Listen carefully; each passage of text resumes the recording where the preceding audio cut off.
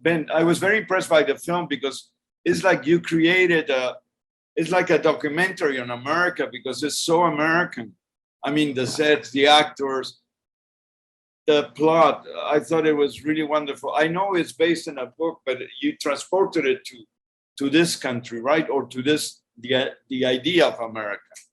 Yeah, that's what we hoped for, to make it as authentic as possible.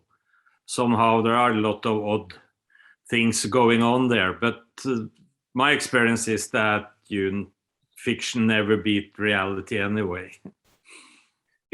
Would you say it's a film that explores death and pain and loneliness? Even the town is dying. The town is almost dead too. Yeah, absolutely. I think it captures it all. Yeah, it's a dark part of our history or recent lives, I would say. And not only in the US and in the Rust Belt. I mean, we are struggling with the same problems many places with unemployment, and especially young people, as you know, in Europe as well. So hopefully, I mean, it's a kind of mythic flavor also to the story, but still I would say it's very well connected to real life these days. Yeah, it is. And there's a nice love story between Farrell and Brenda. Can you explain that? Because she, I don't know, Frank is very, very special person. He's too nice, too innocent to be part of this world in a way. Yeah, we talked a lot about that. And there are not too many options in Carmack for her. And as you also saw in the film, that she had some kind of a relation to Bob Spencer earlier on.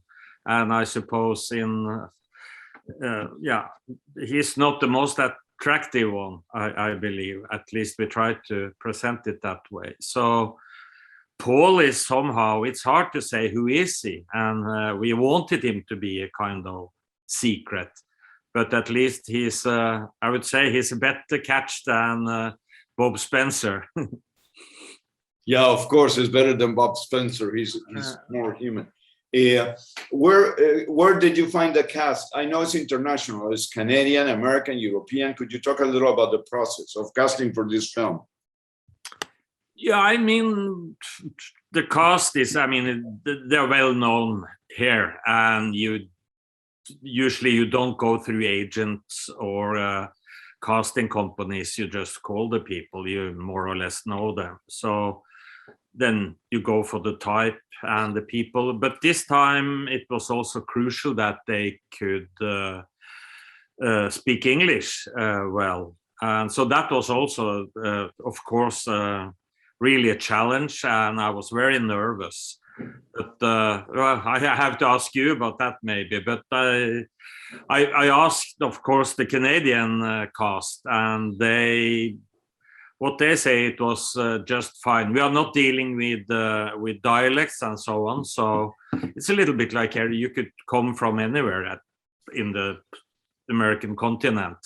I think it's a very universal. The way they speak is very universal. I have an accent too. I didn't feel an accent in the movie. I didn't feel, oh, look at this Norwegian guy playing. No, I felt that he was an American. Yeah, that was how they said. They said about Paul Sverre, maybe more Canadian than Tuva is more the American. Yeah. And like Axel Hennie, he's more down south, like that. But people are living all over, so. But of course, we talked about it, and in a way, in the story, they maybe, if in the best of worlds, if you could choose, maybe you should have one dialect because the people are stuck there where they also are born.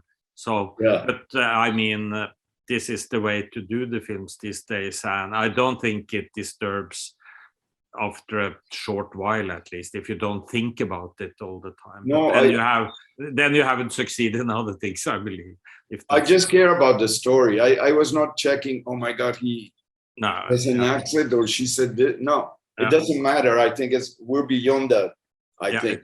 That's what we hope. But I wanted to ask you, can you explain in few words what Middleman is about? Because we're going to use your explanation to introduce the story on our platform. The Middleman, yeah.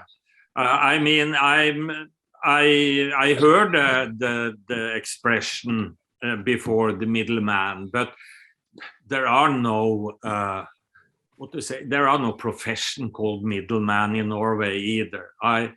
In my mind, it's more, when you hear that name, it's more like someone who's in between a drug deal or something. Right, totally. Yeah, or it could be some property thing also. You discuss two neighbors discussing property, where the border of your property are, something like that. But no, we don't have... Maybe for a divorce, someone being a middleman. Yeah, it could be anything. A therapist or something. Yeah, whatever. Yeah. So, and then in this case, what is the middleman? Yeah, the middleman. Yeah, as in the film,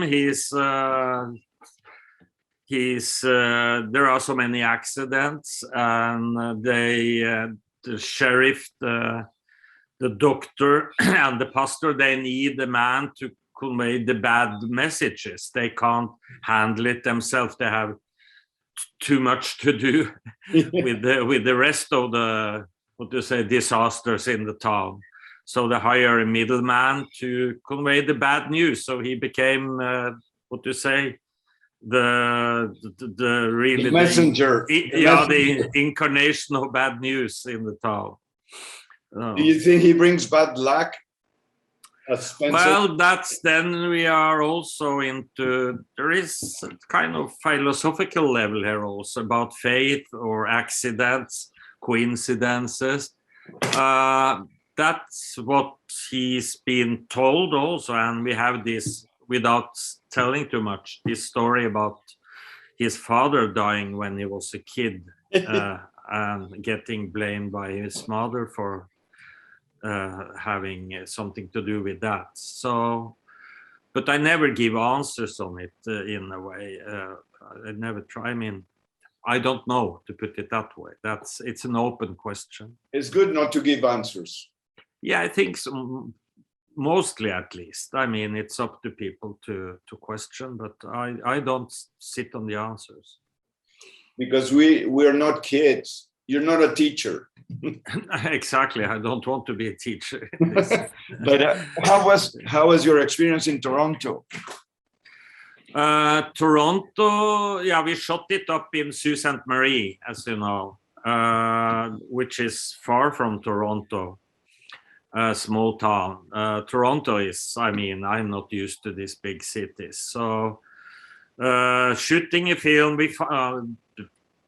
we went up there because of the locations. We find the flavor of this small town, which supposed to be in the Rust Belt.